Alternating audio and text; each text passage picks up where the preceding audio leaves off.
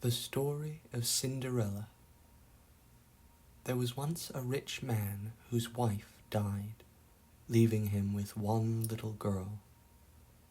After some years, hoping to give his child a mother's love and care, he married again, this time a widow, with 2 grown-up daughters.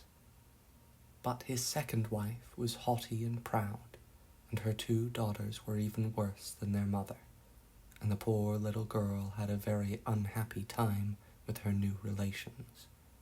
Her stepsisters were jealous of her, for she was very beautiful, and they themselves were plain and ugly. They did all they could to make her miserable, and at length, through their wicked spite and envy, her life became a burden to her. The poor child was sent to live in the kitchen, where she had to do all the rough and dirty work, and because she was always dressed in rags and sat beside the cinders in the grate, they called her Cinderella. It happened that the king of the country had an only son. He was very anxious that the prince should be married, so he gave a great ball and invited all the grand ladies in the country to come to it. It was to be a very splendid affair, lasting for 3 nights, and people were very eager to be invited to it, for it was known that the prince would choose his bride from among the ladies present. Cinderella's sisters received invitations, and from the day they arrived they talked of nothing but of what they should wear, for each of them secretly hoped that she would be chosen as the prince's bride. When the great day came at last, they began to dress for the ball directly after breakfast. Cinderella had to help them, and they kept her busy all day doing their hair and running messages and helping them to lace up their fine dresses. When Cinderella saw their beautiful clothes, she wished that she could go to the ball as well, but when she timidly asked if she might, they laughed in mocking scorn. "You go to the ball?" they cried. "What would you do at a ball, with your rags and tatters and your dirty face? No, no, Cinderella, go back to your seat amongst the ashes. That is the place for a little kitchen girl like you." So the 2 sisters and their mother drove away in a carriage and pair to the king's palace, and Cinderella was left behind. She sat down on the hearth before the kitchen fire and began to cry softly to herself, because she felt so very lonely and miserable. As she sat there in the dusk, with the firelight dancing over her and her face buried in her hands, she heard a voice calling, "Cinderella, Cinderella," and with a start she looked up to see who it could be. There on the hearth in front of her stood an old woman, leaning upon a stick. She was dressed in a long red cloak, and she wore high-heeled shoes and a tall black hat. Where she had come from, Cinderella could not imagine. She certainly had not come in through the door, nor yet through the window, for both were shut. Cinderella was so surprised to see her that she stopped crying, and stared at her in astonishment. "What are you crying for?" asked the old woman. "Because my mother and sisters have gone to the ball, and I am left here all alone," said Cinderella. "Do you want to go to the ball too?" said the old lady. "Yes, but it is no good. I have nothing but rags to wear," sobbed poor Cinderella. "Well, well, be a good child and don't cry any more," said the old woman briskly. "I am your fairy godmother, and if you do what I tell you, perhaps you shall go after all. Run out into the garden and bring me a pumpkin." Cinderella ran out into the garden and brought in the biggest pumpkin that she could find. "Now go and fetch the mousetrap out of the cellar," said her godmother, and Cinderella hurried to get it. There were 6 mice in the trap, and the old woman harnessed them to the pumpkin, put a rat on the top to drive them, and 2 lizards behind, and then waved her wand over them. Immediately the pumpkin turned into a gorgeous coach, the mice into 6 beautiful horses, the rat into a stately coachman, and the lizards into tall footmen, with powdered hair and silk stockings. "There," said the old woman, "there's a carriage to take you to the ball." "Alas," said Cinderella, "how can I go to the ball? I have nothing to wear but this," and she touched her ragged frock. "Is that all?" said the fairy godmother. Once more she waved her wand, and Cinderella's rags turned into the most beautiful dress in the world, all shining with gold and silver threads, and covered with costly gems. In her hair was a circlet of pearls, and her feet were shod with the prettiest and daintiest pair of glass slippers that ever were seen. "Now," said the fairy godmother, "now you could go to the ball, but mind you come away before the clock strikes 12, for should you linger beyond that hour, all your splendor will vanish, and your dress will turn into rags again." Cinderella promised to obey her godmother's instructions.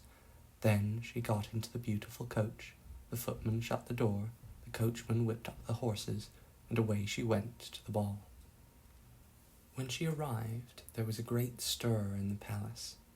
So lovely a face and so costly and rich a dress had never before been seen, and everybody thought it must be some great princess arrived from foreign lands. All the courtiers and other guests stood back to let her pass, and when the prince caught sight of her, he fell in love with her on the spot. He danced with her the whole of the evening, and people thought there was no doubt as to whom he would choose for his bride. At 11:45, Cinderella, remembering her godmother's instructions, said goodbye to the prince and came away. She arrived home just as the clock struck 12. At once, the coachman and footman turned back into rats and mice, and the coach into a pumpkin, and when the sisters came home a little later, there was Cinderella, dressed in her old shabby frock, sitting in her usual place amongst the cinders. The two ugly sisters were full of the strange princess who had come to the ball. They talked about her all the next day, little dreaming that all the while the beautiful lady was their despised sister, Cinderella. In the evening, after they had gone again to the ball, the fairy godmother made her appearance. Once more Cinderella drove to the palace in her coach and six, this time arrayed in a still more gorgeous and beautiful dress, and once more the prince danced with her all the evening. But when the third night came, Cinderella was enjoying herself so much that she quite forgot what her fairy godmother had said, until suddenly she heard the clock begin to strike 12. She remembered that as soon as it finished striking, all her fine clothes would turn to rags again, and jumped up in alarm. She ran out of the room. The prince ran after her, trying to overtake her, and Cinderella, in her fright, ran so fast that she left one of her little glass slippers on the floor behind her. The prince stopped to pick it up, and this gave Cinderella time to escape. But she was only just in time.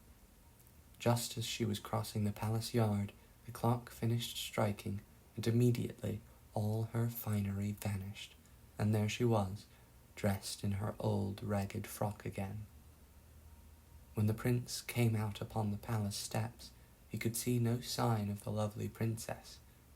The guards at the gates told him that nobody at all had passed that way, except a little ragged kitchen maid, and the prince had to go back to the ball with only a little glass slipper to remind him of the beautiful lady with whom he was so desperately in love. The next day the king sent out all his heralds and trumpeters with a proclamation, saying that the prince would marry the lady whose foot the slipper fitted. But though all the ladies in the land tried on the slipper, it would fit none of them. Their feet were all too big. At last the heralds came to the house where Cinderella lived. The eldest stepsister tried the slipper on first, but it was quite impossible for her to get her foot into it, for her great toe was too big. Then her mother, who was watching eagerly, fetched a carving knife. "Be quick, cut the toe off," she said. "What does it matter if you are lame? If you are the prince's bride, you will always ride in a carriage." So the eldest sister cut off her big toe, but it was no use. The slipper would not fit, and at last she was obliged to hand it to her sister. But the other sister had no better luck. She did indeed get her toes inside, but her foot was much too long, and her heel stuck out behind. The mother urged her to cut it off. "What does it matter?" she said. "If you are the prince's bride, you will never need to walk any more." But although she cut her heel off, the slipper was still too small, and at length she, too, had to give up the attempt to force her foot into it. Then Cinderella came shyly out from behind the door where she had been standing out of sight, and asked if she might try on the slipper. Her stepmother and sisters were very angry, and were about to drive her away with blows, but the herald stopped them. "The prince wishes every woman in the land to try on this slipper," he said, and asking Cinderella to sit on a chair, he knelt down and tried the slipper on her foot, and it fitted her exactly.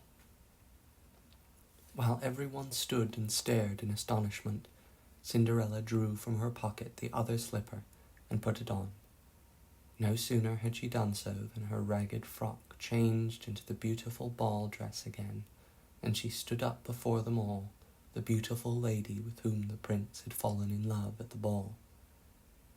The prince was overjoyed to find her again, and they were married at once with much pomp amid great rejoicings. As for the wicked sisters, they were so jealous that they both turned green with envy. They grew uglier and uglier every day, until at last they grew so dreadfully ugly that nobody could bear to look at them any longer.